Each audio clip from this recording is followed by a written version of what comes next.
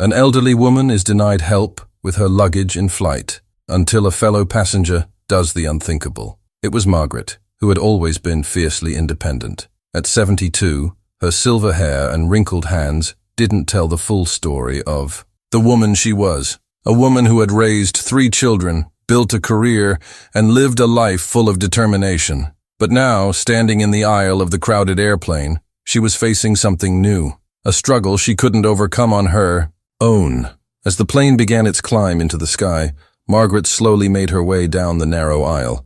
Her suitcase, an overstuffed carry-on bag, was heavy for her frail arms to manage. She shuffled forward, her steps slow but steady. Her face was tired, drawn from the long journey, but she wasn't one to ask for help. She reached the overhead compartment, gripping her suitcase with both hands, but the weight of it was too much for her to handle. She grunted as she tried to lift the bag up into the compartment, but the strain was too much. She tugged again, then stopped, panting for breath. Sweat beaded on her forehead. The bag wasn't moving. She glanced around the cabin, hoping someone might offer to help, but no one seemed to notice. The man sitting by the window was too absorbed in his book. A young couple across the aisle laughed and whispered, unaware of her struggle. Even the flight attendants, busy with their duties, passed by without a glance. Margaret's hands were shaking now, her patience wearing thin.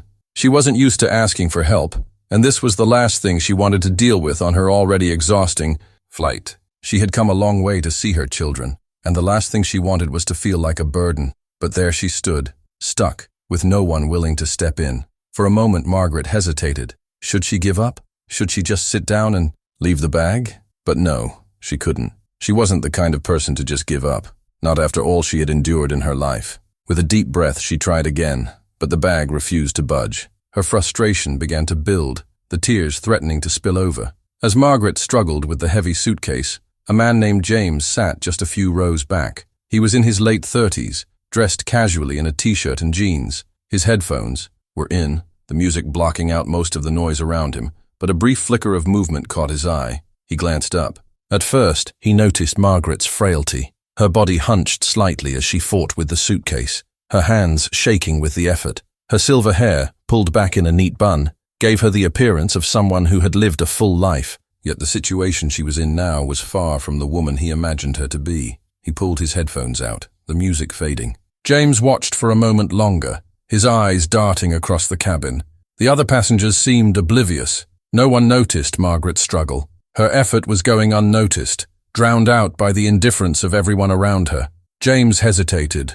He wasn't the type to get involved in other people's problems. In fact, he often tried to stay out of the way when it came to awkward situations, hoping someone else would step in. But this felt different. There was something in the way Margaret's shoulders slumped as she tried one last time to lift her suitcase, and the look in her eyes when she saw no one was offering help.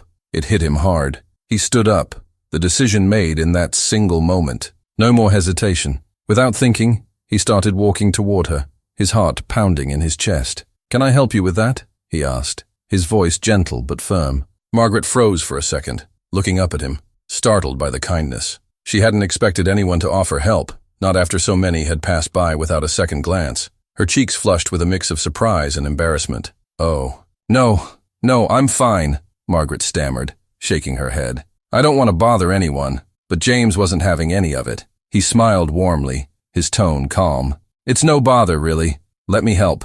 There was a brief moment of silence. Margaret's eyes softened, the weight of the situation lifting ever so slightly. She looked at the bag again, clearly exhausted by the struggle. Finally, with a small, reluctant nod, she stepped aside. "Thank you," she said quietly, her voice cracking just a little. James didn't waste any time. He took the heavy bag from her hands, lifting it easily into the overhead bin with a confidence that made Margaret's heart swell with gratitude. As he stepped back, their eyes met for a moment. Something unspoken passed between them. It was a simple act of kindness, but it was enough to make Margaret feel seen again, not as an inconvenience, but as a person.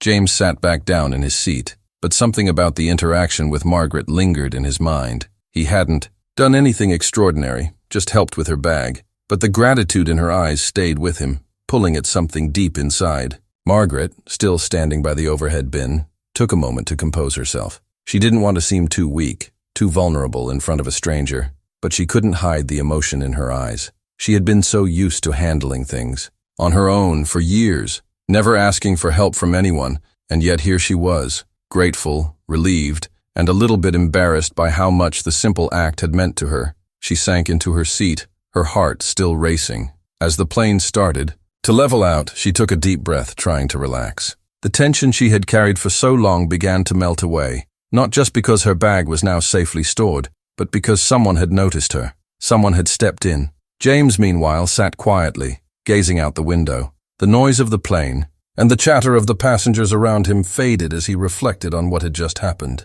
He had noticed something about Margaret that no one else had, her struggle, her isolation, and he hadn't been able to just sit back and ignore it. His thoughts were interrupted when he felt a tap on his shoulder. He turned around to find Margaret, looking at him, her face flushed with a soft smile. "Thank you," she said again, her voice steady but filled with warmth. "You didn't have to do that. I can manage on my own, but you made a huge difference. I don't know what I would have done." James smiled back, a bit surprised at how meaningful the exchange had been for him too. "No problem at all," he said. "You don't need to apologize. It's the least I could do." Margaret nodded, her eyes twinkling with a quiet appreciation. "I've been traveling alone for a long time now, and sometimes it feels like the world has forgotten about people like me. You know, older folks who don't ask for much but still need a hand now and then." James's expression softened. He hadn't expected this conversation to go so deep.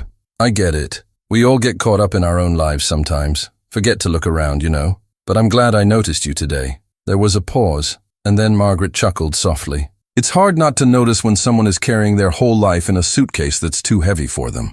James laughed along, the ice fully broken. "Well, I'm glad I could be of help.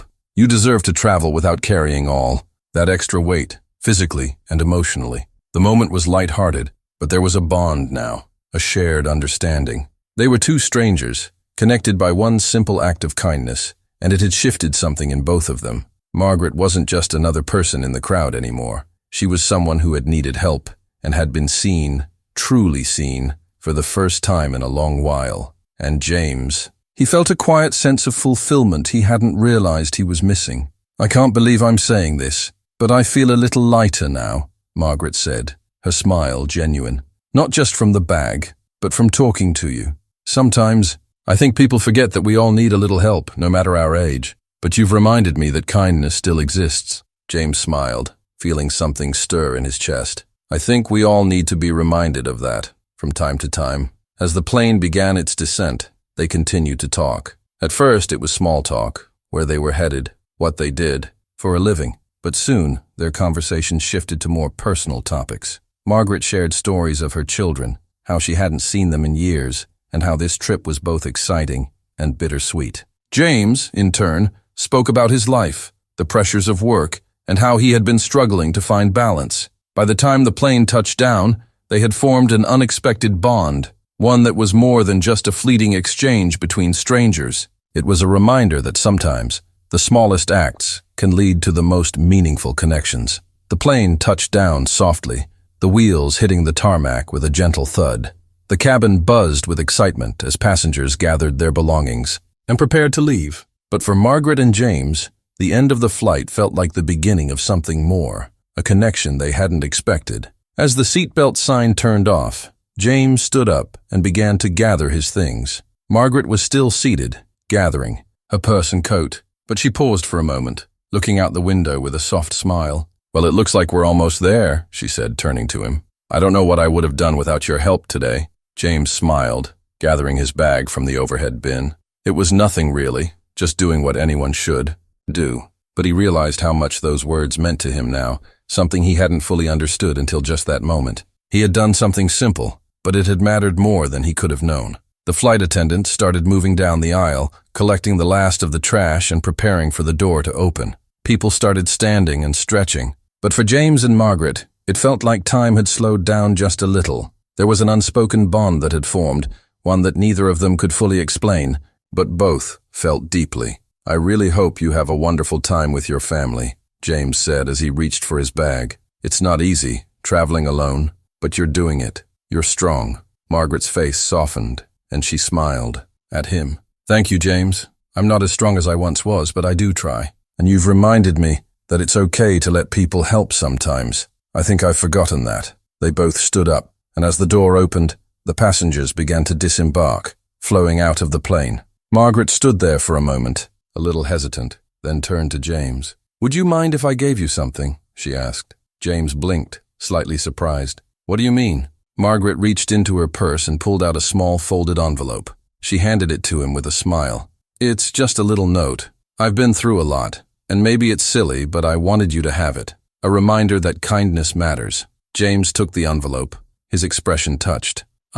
Thank you. I don't know what to say." "You don't have to say anything," she replied softly. "Just remember that the smallest gestures can change a person's day, and sometimes you never know how far a little kindness can go." The crowd continued to move around them, but for a moment it was just the two of them, standing on the tarmac of a flight that had taken them both somewhere unexpected. They had shared something profound, and in that moment, it felt like they were not just two strangers anymore, but two people who had made each other's lives a little bit better. "I won't forget this, Margaret," James said, his voice sincere. "Nor will I," she replied, her voice soft but full of meaning. "Safe travels, James. May you always find kindness in unexpected places." With that, they shared a final smile before parting ways. As James made his way to the baggage claim, he thought about how much one simple, unplanned act of kindness had changed the course of his day, and perhaps even his life. He hadn't just helped someone with a suitcase,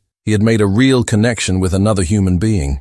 The weeks passed by, and life returned to its usual rhythm for both Margaret and James. Yet, despite the passage of time, neither of them could shake the memory of their brief encounter on the airplane, a moment that had quietly, but powerfully, altered their perspectives on kindness. James found himself thinking about Margaret more than he expected. The way she had looked at him, her vulnerability hidden behind a lifetime of strength, and the quiet gratitude in her eyes. It wasn't just about helping her with the bag. It was about seeing her, really seeing her, and doing something when no one else had. It had left a mark on him. He began noticing more of the small struggles around him, people in need of help, and often the hesitation that prevented others from stepping in. He couldn't stop thinking about the envelope Margaret had given him. It wasn't much, a small handwritten note tucked inside, but it had stayed with him. That simple act of offering him a piece of herself, a reminder of how powerful kindness could be, stuck with him every day. One evening,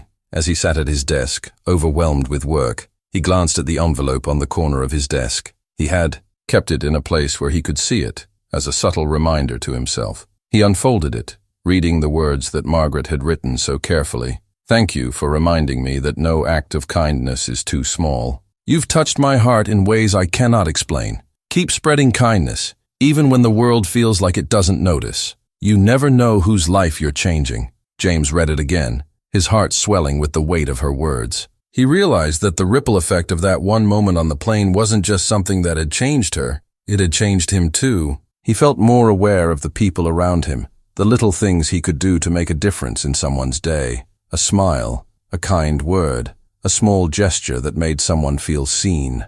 Margaret, too, had carried that encounter with her long after she left the airport. She had arrived at her children's home, tired but grateful, and shared the story of her flight with them. She spoke not only of the struggle with her suitcase, but of the young man who had noticed her when no one else had. Her children listened, and they too were moved by the power of his kindness. It sparked something in them, something they hadn't fully appreciated before. They began to see the small moments in life that could make a difference in others' lives, just like James had shown her. As she unpacked, Margaret placed the envelope from James on the windowsill, her fingers brushing over the words she'd written. She thought about how, sometimes, life had a way of showing us exactly what we needed, even in the most unexpected places. She'd traveled across the country to see her family, and what had seemed like a difficult, lonely journey had turned into something more, a reminder that kindness is never wasted. Days turned into weeks, and the impact of that simple, unremarkable moment continued to echo in both of their lives. James, in his daily routine, found himself offering help to those around him more often, whether it was holding a door open, offering a seat, or simply listening when someone needed to talk. He felt that quiet, lingering satisfaction, knowing that sometimes the smallest acts had the most profound consequences. And Margaret, she found a renewed sense of purpose. She had always believed in the importance of helping others, but now, after meeting James, she carried a fresh outlook,